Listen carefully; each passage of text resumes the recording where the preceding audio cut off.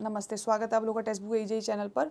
एक कॉमन सवाल आ रहा है, जेई CBT 1 मॉक का स्कोर ज़्यादा बढ़ नहीं पा रहा है, 55 अराउंड मॉक में मार्क्स आ रहे हैं, इसे 80 प्लस कैसे कर लें, है ना। एक कॉमन सवाल, बातों से तो देखो होंगे नहीं, लेकिन अगर आप एक छोटा सा लास्ट वीक में एक चीज़ ट्राई करें, जो मैं आपके लिए प्लान लेके आई हूँ, तो हो सकते हैं।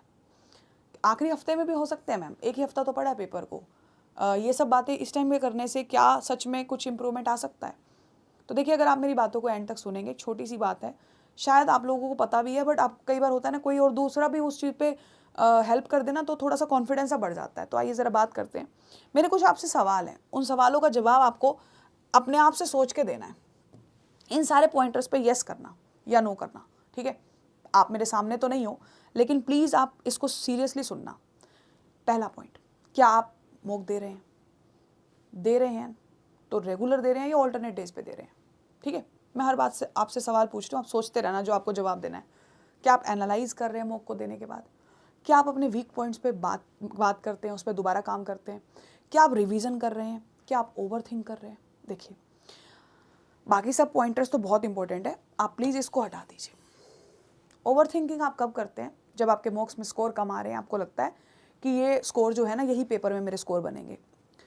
मॉक्स के स्कोर, यस, आपकी जितनी तैयारी है मॉक्स में वही तो नंबर आ रहे होंगे, लेकिन मॉक्स के स्कोर तो अप डाउन होते हैं, किसी दिन अच्छे किसी दिन गंदे, क्योंकि जो चीज़ आती होती है अगर वो दिख गई तो स्कोर ज़्यादा, अगर नहीं तो नहीं, कम आ जाएंगे, है ना। लेकिन मान लीजिए जो स्कोर मैक्सिमम वाला है वही पेपर में हुआ, तो आपको वही पेपर दिखा जो आपको ज़्यादा आता हो वो, तो आप प्लीज़ पहली बात तो अपने आप को पॉजिटिव लीजिए, ठीक है।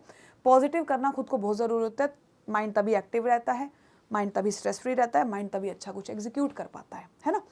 आगे बढ़ते हैं। अब मेरा दूसरा सवाल, जो भी मेरा पहला सवाल था, क्या आप सच में रेगुलर मॉक दे रहे हैं? नहीं दे रहे हैं तो प्लीज़ दीजिए। अपने सच का सामना करना खुद को ही पड़ता है। आप तैयारी करे जा रहे हैं, रिवाइज किए जा रहे हैं, आपको क्या लगता है पेपर सिलेक्शन दे देगा? जब तक आप किसी चीज़ से फैमिलियर नहीं होंगे ना, मैं हमेशा आपको एग्जांपल देती हूँ, आपने गाड़ी चलाई तो आपको गाड़ी चलानी आ गई, बाइक चलाई तो बाइक चलानी आ गई, क्योंकि आपने प्रैक्टिस करी। क्या सच में सिर्फ एक यूट्यूब की वीडियो देख के कि कार कैसी चलाई जाती है, मैंने जब कार सीखी थी तब मैंने सबसे पहले यही किया था, यूट्यूब पे देखा था क्या क्या चीज़ें होती हैं। मुझे लगा यार ये तो अच्छा, ठीक है, ऐसे हिलानी है, ये इसको क्लच को ऐसे दबाना है, ये करना है, वो करना है, जो भी है, ठीक है, तो आ गई भाई कार। तो आप भी जानते हैं ये सब मजाक की बात है, जब तक उसको प्रैक्टिस नहीं करोगे तब तक वो चीज़ नहीं आएगी। सिमिलर टू आपकी तैयारी होता है।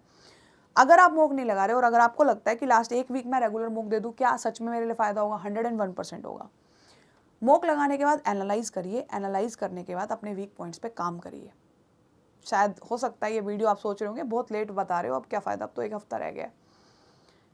ये एक हफ्ता अगर आप मॉक को एनालाइज कर लेंगे, अगर आप अपने वीक पॉइंट्स पे काम कर लेंगे, तो गेम पलट सकती है। एक बार कोशिश तो करके देखिए। रिवीजन रेगुलर करिए। किस चीज़ की रिवीजन करनी है? आपने जो भी चीज़ें पढ़ी हुई है ना, आपको हर सब्जेक्ट को 1 घंटा देना चाहिए रिवीजन करने के लिए। अब अगर आप जब मॉक देते हो, एनालाइज कैसे करते हो? बताना ज़रा, कैसे करते हो एनालाइज? मॉक को एनालाइज कैसे किया जाता है? जहाँ पे भी आपको लग रहा है कि ये चीज़ मैंने कभी नहीं पढ़ी, मैं तो देखो मैं कैसे मॉक देने को आपको सजेस्ट करूँगी।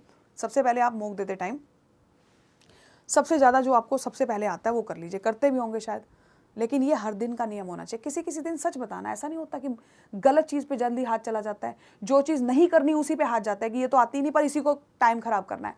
मॉक टाइम पास नहीं है।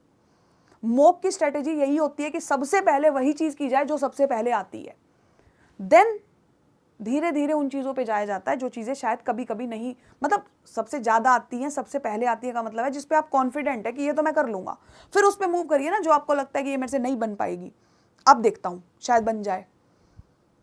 तो अगर बाई चांस नहीं भी बनी कोई बात नहीं, आपको उसको ख़त्म करते ही टेस्ट को उसी टाइम एनालाइज करना है, ब्रेक नहीं लेना, उसी टाइम एनालाइज शुरू कर देना है।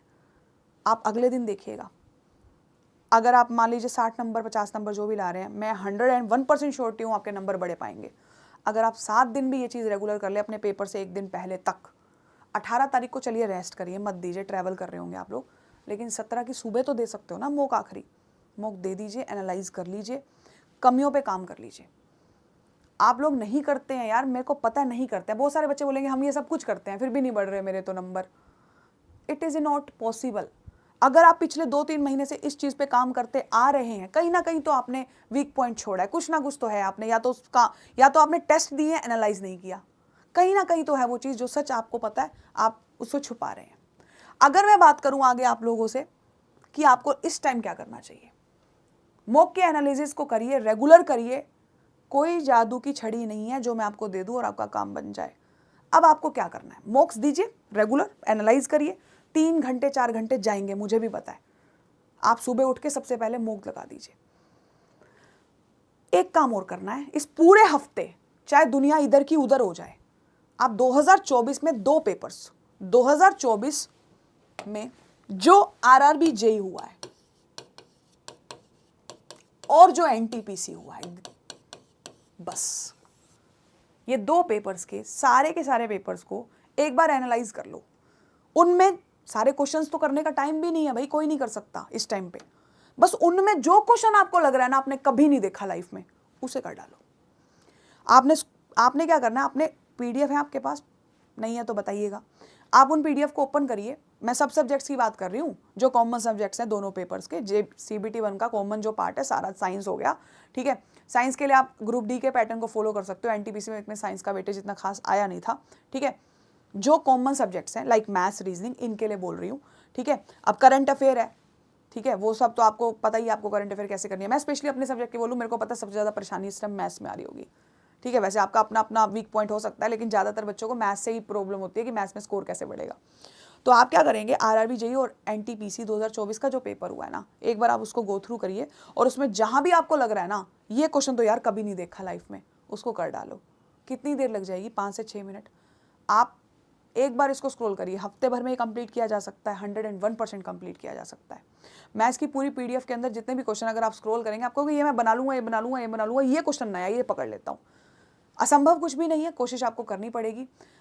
एक बार मॉक का एक हफ्ते रेगुलर मॉक, अब मॉक ऑल्टरनेट डेज पे नहीं देने, अब रेगुलर देना है। मॉक का एनालाइज करिए, इसके अलावा और कोई भी चीज़ नहीं है जो आपके स्कोर को बढ़ा देगी। मेरा पर्सनल पॉइंट ऑफ व्यू यही है, ठीक है। इन शॉर्ट वो चीज़ें रिवाइज करिए जो इंपॉर्टेंट है, ठीक है। आपको सिर्फ एनटीपीसी और आरआरबी जेईई के लिए मैथ्स को पर्टिकुलरली रिवाइज कर लेना चाहिए, और मेरी सारी क्लासेस इसी पर बेस्ड आ रही हैं। आप यूट्यूब पे मेरे को फॉलो करते रहिए, ठीक है। और जो मैं मैराथन लेके आने वाली हूँ इस संडे को, मेरी पर्सनल रिक्वेस्ट है, संडे को 8 बजे मेरी मैराथन आ रही है मैथ्स के लिए।